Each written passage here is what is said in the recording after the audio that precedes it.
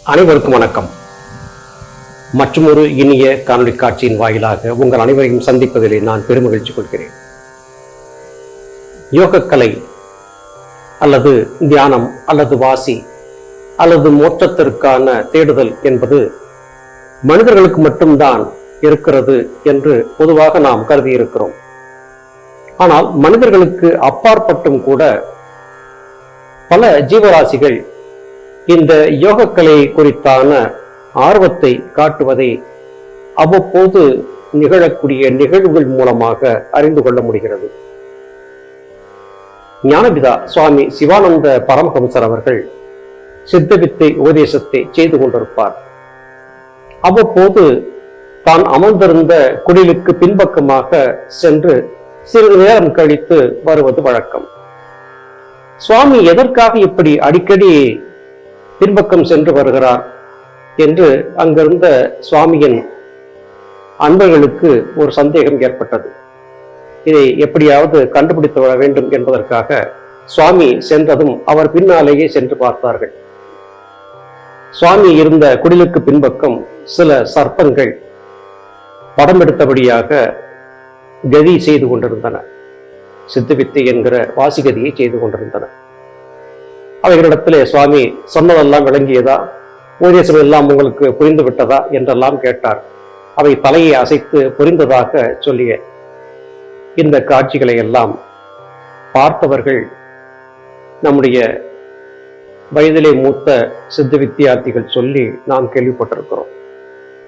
அது மட்டுமல்லாது சுவாமி சிவானந்த பரமஹம்சருடைய முக்கிய சீடராக இருந்த நித்யானந்த பகவான் மும்பையிலே இப்போது அவருக்கென்று தனியான ஒரு அன்பர் பட்டாளமே இருக்கிறது. அவரிடத்திலேயும் சர்ப்பங்கள் வந்து பேசி இருக்கின்றன. இவற்றையும் நாம் அவருடைய சரிதத்தின் வாயிலாக கேட்டிருக்கிறோம். என்றால் சித்தர்களை பொறுத்தவரையிலும் அவர்கள் எப்படிப்பட்ட நிலையிலே இருக்கிறார்கள், அவர்களை புரிந்து கொள்வது என்பது நிச்சயம் புரியாத ஒரு புதிராகவே இருக்கும். ஞானபிதா மட்டுமல்ல, எண்ணற்ற சித்தர்கள் இப்படி செய்திருக்கிறார்கள். போகமாமுனிவர் கடுந்தவம் இயற்றிக் கொண்டிருந்த போது போகருடைய மடியிலே தலை வைத்து படுத்தபடியாக சிங்கங்கள் இருந்தன என்பதாக அவருடைய வாழ்க்கை சரித்திரத்திலே பார்க்க முடிகிறது. சிங்கங்களுக்கு போகர் ஞானோபதேசம் செய்தார் என்பதையும் புரிந்து கொள்ள முடிகிறது. போகர் கடுந்தவம் இயற்றிய பிறகு மிகுந்த களைப்போடு உணவு மற்றும் தண்ணீர் வேண்டி ஒரு ஊருக்குள்ளே நுழைகிறார். அங்கே சில புரோகிதர்கள் மந்திர பாராயணம் செய்து கொண்டிருக்கிறார்கள். அவர்களிடத்திலே சென்று தமக்கு அருந்துவதற்கு சிறிது தண்ணீரும் உணவும் தரும்படியாக கேட்டிருக்கிறார். அடே சூத்திர பயலே போடா என்று விரட்டி அடித்திருக்கிறார்கள். வேதனை கொண்ட போகர் அங்கே நடந்து சென்று கொண்டிருந்த ஒரு பூனையை பிடித்து அதன் காதிலே ஏதோ சொல்ல அந்த பூனை புரோகிதர்களுக்கு நடுவிலே சென்று அமர்ந்து கொண்டு மிகவும் கம்பீரமாக மந்திரங்களை சொல்ல ஆரம்பித்தது. இதை கண்டு அதிர்ந்து போன அந்த புரோகிதர்கள் தங்களுடைய செயலுக்காக வருந்தி போகரிடம் மன்னிப்பு கேட்டார்கள் என்பதாக போகருடைய வாழ்க்கை சரிதத்திலே நாம் பார்க்க முடிகிறது. மனிதர்கள் மட்டும்தான் ஞானத்திற்கு உரியவர்கள் என்று நாம் கருதியிருந்த நிலை போக சகல ஜீவராசிகளுக்குள்ளும் ஏதோ சில விட்டகுறை தொட்டகுறை காரணமாக மற்ற பிறவிகளை எடுத்திருந்தாலும் கூட அந்த ஞானத்தின் தேடுதல் என்பது இருப்பதும் தன்னுடைய முந்தைய பிறவியின் தவறுகளுக்காக வருந்து கொண்டிருப்பதும் நடந்து கொண்டிருக்கிறது என்பதை பார்க்க முடிகிறது. நம்முடைய அன்பு சகோதரர் ரூபன் என்பவர் இங்கிலாந்து தேசத்திலே லண்டன் மாநகரத்திலே வசிக்கிறார். நம்முடைய பதிவுகளை ஆர்வத்தோடு தொடர்ந்து கேட்டு வரக்கூடியவராகவும் சகோதரர் ரூபன் இருக்கிறார். அவ்வப்போது நம்மிடத்திலே அலைபேசியிலே தொடர்பு கொண்டு பேசவும் அவருடைய ஆர்வம் இருக்கிறது. அப்படி இருக்கும்போது சில முறை நம்மை தொடர்பு கொள்ள அவர் முயன்றிருக்கிறார். நம்மால் அவருடைய இணைப்பை எடுக்க முடியவில்லை. நேற்றைய தினம் அவருடைய இணைப்பு நமக்கு கிடைத்து நாம் அவரோடு உரையாடினோம். அவர் ஒரு அதிசய தகவலை சொன்னார். ஐயா, தினசரியும் நீங்கள் வலையொலியிலே பேசக்கூடிய சித்தர் பெருமக்களுடைய ஞான பாடல்களை கேட்டு வருகிறேன். என் வீட்டிலே ஒரு அதிசயம் நடந்தது. சித்தருடைய ஞானப்பாடல்களை தொடர்ந்து என்னுடைய கணினியிலே ஓடவிட்டு கேட்பது வழக்கம். என் வீட்டிலே ஒரு செல்ல பிராணி வளர்க்கிறேன், ஒரு பூனைக்குட்டி. இந்த பூனைக்குட்டி மற்ற பதிவுகளிலே கூட பெரிய அளவிலே ஆர்வம் காட்டவில்லை. நீங்கள் செய்து கொண்டிருக்கக்கூடிய அஷ்டவக்கர கீதை என்கிற நூலை, அதிலே நீங்கள் சொல்லக்கூடிய அந்த விளக்கங்களை மிகவும் ஆர்வமாக கேட்கிறது. ஆரம்பத்திலே இது ஏதோ வேடிக்கை பார்க்கிறது என்றுதான் நான் நினைத்திருந்தேன். அதன் பிறகு மற்ற பாடல்களை வாசிக்கும் போது, அகத்தியருடைய ஞான நூல்களை வாசிக்கும் போது அருகிலே அமர்ந்திருந்து அது கேட்பதை பார்த்திருக்கிறேன். ஆனால் அஷ்டவக்கர கீதை என்கிற நூலை நான் என்னுடைய கணினியிலே ஓடவிட்டு பார்க்கும்போது அது திரைக்கு முன்னால் வந்து அமர்ந்திருந்து அதை உன்னிப்பாக உற்று கவனிப்பதை பார்த்திருக்கிறேன். இது ஏதோ விளையாட்டாக இருக்கிறது என்று நான் எதுகாரும் கருதி இருந்தேன். ஆனால் தொடர்ந்து அஷ்டவக்கர கீதை என்கிற நூலை நான் வாசிக்கும் போதெல்லாம் பூனையும் என் அருகிலே அமர்ந்திருந்து உங்களுடைய குரலை கேட்பதை நான் பார்த்திருக்கிறேன். மிகவும் எனக்கு ஆச்சரியமாக இருந்தது. அதனுடைய நிலப்படங்களை உங்களுக்கு அனுப்பியிருக்கிறேன். இது ஏதோ சேஷ்டை செய்கிறது என்று கருதி கணினியிலே ஓடிக்கொண்டிருந்த உங்களுடைய அந்த பேச்சை நான் நிறுத்திய போது வேகமாக கோபமாக என்னை பார்த்து அந்த பூனை முறைத்தது. மறுபடியும் உங்களுடைய பேச்சை ஓடவிட்ட பிறகு ஆனந்தமாக அது கேட்க ஆரம்பித்ததையும் நான் பார்த்திருக்கிறேன். இது இன்றளவும் நடந்து கொண்டிருக்கிறது என்று ஒரு அதிர்ச்சிகரமான அதிசயகரமான தகவலை நம்மிடத்திலே சொன்னார். சகோதர சகோதரிகளின் பார்வைக்காக அவர் அனுப்பிய அந்த சில புகைப்படங்களை உங்களுக்கு இப்போது பகிர்கிறேன், பாருங்கள்.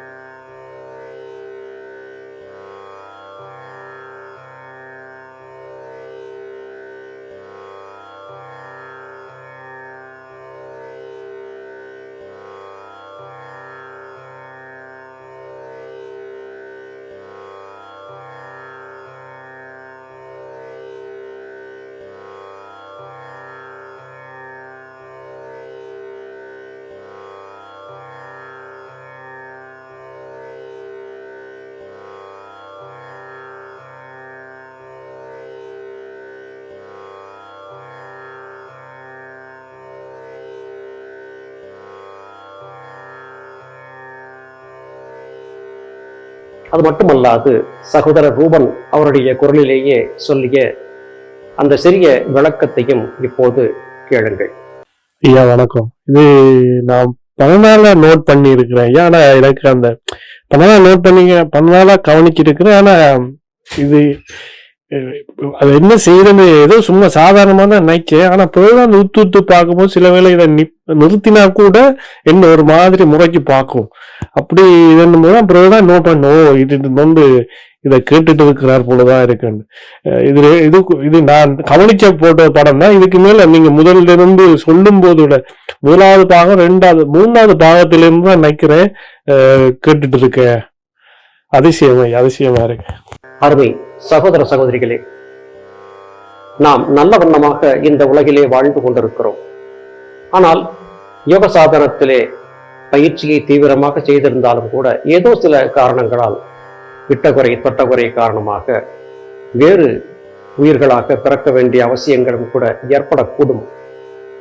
அப்படி ஏற்பட்டாலும் தன்னுடைய முந்தைய பிறவிகளுக்காக வருந்தி விரைவிலேயே இந்த பிறவியிலே இருந்து விடுபட்டு மறுபடியும் மனித பிறவியை எடுத்து யோக பயிற்சிகளை மேற்கொண்டு புத்தியை பெற்றுவிட வேண்டும் என்கிற தனியாத தாகம் ஆன்மாக்களுக்கு இருப்பதை புரிந்து கொள்ள முடிகிறது. இங்கே இந்த பூனை செய்த அதிசய காட்சியை பார்த்திருப்பீர்கள். இந்த காட்சியை இங்கே உங்களோடு பகிர்ந்திருப்பதற்கு காரணம், எந்த உயிரையும் ஏளனமாக எண்ணிவிட வேண்டாம். ஞானபிதா சுவாமி சிவானந்த பரமஹம்சர் அவர்களிடத்திலே மிகுந்த பற்றுதலும் பிரியமும் கொண்டிருந்த ஒரு சித்த வித்தியார்த்தி, மிகவும் ஏழ்மை நிலையிலே உள்ளவர். சுவாமிக்கும் சுவாமியோடு வரக்கூடிய சித்த வித்தியார்த்திகளுக்கும் ஒரு நாள் உணவு வழங்க விரும்பினார். தன் இல்லத்திற்கு வரும்படியாக அழைப்பு விடுத்தார். சுவாமிகள் புன்னகையோடு அதை மறுத்து, இல்லையப்பா, நீ பொருளாதாரத்திலே மிகவும் நலிந்த நிலையிலே இருக்கிறாய், என்னோடு வருபவர்களுக்கெல்லாம் உன்னால் உணவு படைக்க முடியாது, சற்று சிரமமான காரியம், வேண்டாம் என்று மறுத்தார். அதை கேட்காத அந்த சகோதரர் விடாப்பிடியாக சுவாமியை தன்னுடைய இல்லத்திற்கு அழைப்பதிலேயே முனைப்பாக இருந்தார். சுவாமிகளும் வருவதாக ஒப்புக்கொண்டார். ஒரு குறிப்பிட்ட நேரத்தை சொல்லி அந்த நேரத்திலே நான் உன்னுடைய இல்லத்திற்கு வந்து உணவு உட்கொள்கிறேன் என்று வாக்கு கொடுத்திருந்தார். உணவு தயாராகியது. எல்லாவற்றையும் பத்திரமாக எடுத்து வைத்து சுவாமியின் வருகைக்காக காத்திருந்தார்கள். சுவாமி சொல்லிய அந்த வேளை, அந்த நேரமும் வந்தது. சுவாமியை காணவில்லை. வாசலிலேயே சுவாமியை எதிர்பார்த்து காத்திருந்தவர் ஏதோ நிமித்தமாக உள்ளே திரும்பி பார்த்தபோது சமைத்து வைக்கப்பட்டிருந்த உணவுகளை ஒரு நாய் உண்டு கொண்டிருந்தது.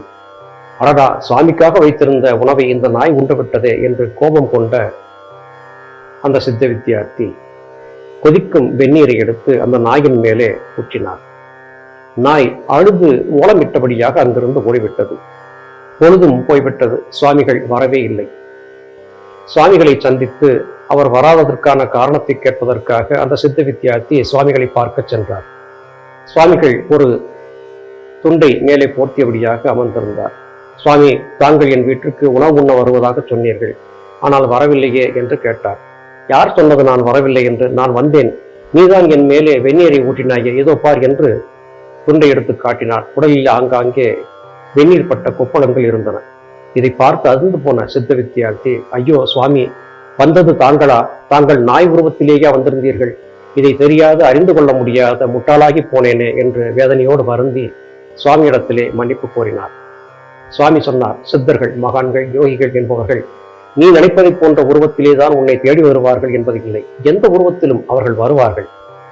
இதை உனக்கும் மற்றவர்களுக்கும் புரியப்படுத்துவதற்காகவே நான் இந்த நிகழ்ச்சியை செய்தேன் என்று சொன்னார். எந்த உயிரையும் ஏளனமாக கருதாதீர்கள். எல்லா உயிர்களையும் பராபரத்தின் சொரூபம் என்று கருதுங்கள். உண்மையிலேயே யார் எந்த தோற்றத்தில் இருப்பார்கள் என்று சொல்ல முடியாது. நம்முடைய முன்னோர்கள் ஒரு வாசகத்தை சொல்வார்கள், எந்த புற்றிலே எந்த பாம்பு இருக்கும் என்று எவருக்கும் தெரியாது என்று. அதுபோல எந்த உருவத்திலே எந்த சித்தர் இருப்பார் என்பது எவருக்கும் தெரியாது. அருமை சகோதர சகோதரிகளே, சகல உயிர்களையும் சமமாக பாவிக்கக்கூடிய சமநோக்கு பாவனையை கைக்கொள்ளுங்கள். எந்த உயிரையும் துரத்தாதீர்கள், அடிக்காதீர்கள், துன்புறுத்தாதீர்கள். ஜீவகாருண்ய ஒழுக்கத்தை பேணுங்கள். இங்கிலாந்திலே லண்டன் மாநகரத்திலே ரூபன் என்கிற நம்முடைய சகோதரருக்கு ஏற்பட்ட இந்த அனுபவம் நம்மிலே பலருக்கும் ஏற்பட்டிருக்கக்கூடும்.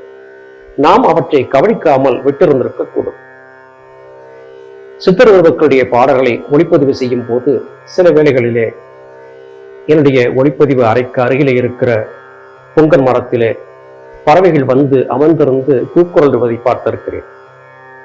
பேச ஆரம்பித்ததும் அவை ஓசைகளை நிமிர்த்திவிட்டு எந்த விதமான ஓசையும் இல்லாமல் அமைதியாக நான் பேசுவதை கேட்டதையும் கவனித்திருக்கிறேன். இதை சாதாரணமாகவே நான் கருதியிருந்தேன். இப்போது சகோதரர் ரூபன் சொல்லிய கருத்திற்கு பிறகு, ஓஹோ, இந்த பறவைகள் வடிவத்திலும் கூட யாரோ வந்திருந்து நாம் பேசுவதை கேட்டிருக்கிறார்கள் போலும். சித்தர்களுடைய நூல்களை கேட்பதிலே அனைத்து உயிர்களுக்கும் எத்தனை ஆனந்தம் என்று எண்ணி பார்க்க தோன்றுகிறது. எதையுமே சாதாரணமாக எடுத்துக்கொண்டு விட முடியாது. நம்புகிறவர்களுக்கு இது உண்மை, நம்பாதவர்களுக்கு இது ஏதோ மாய்மாலம் என்று நினைக்க தோன்றும். சகோதரர் ரூபன் உறுதியாக நம்புகிறார், அந்த பூனை ஏதோ ஒரு யோகி. ஆகவேதான் மற்ற பதிவுகளுக்கு கூட அதிகம் ஆர்வம் காட்டாமல் குறிப்பாக அஷ்டவக்கர கீதை என்கிற இந்த நூலை பற்றியதான இந்த ஒளிப்பதிவை நான் கேட்டுக்கொண்டிருக்கும் போது ஆர்வமாக வந்து அமர்ந்திருந்து அதுவும் கேட்கிறது என்று சொல்லியதிலிருந்து அஷ்டவக்கர கீதைக்கும் அந்த பூனைக்கும் ஏதோ தொடர்பு இருக்கிறது என்று கருத வேண்டியிருக்கிறது. அருமை சகோதர சகோதரிகளே, எல்லா உயிர்களும் பராபரத்தின் சுரூபமே. மீண்டும் மற்றொரு பதிவிலே உங்களை சந்திக்கிறேன். அதுவரையிலும் நன்றி, வணக்கம்.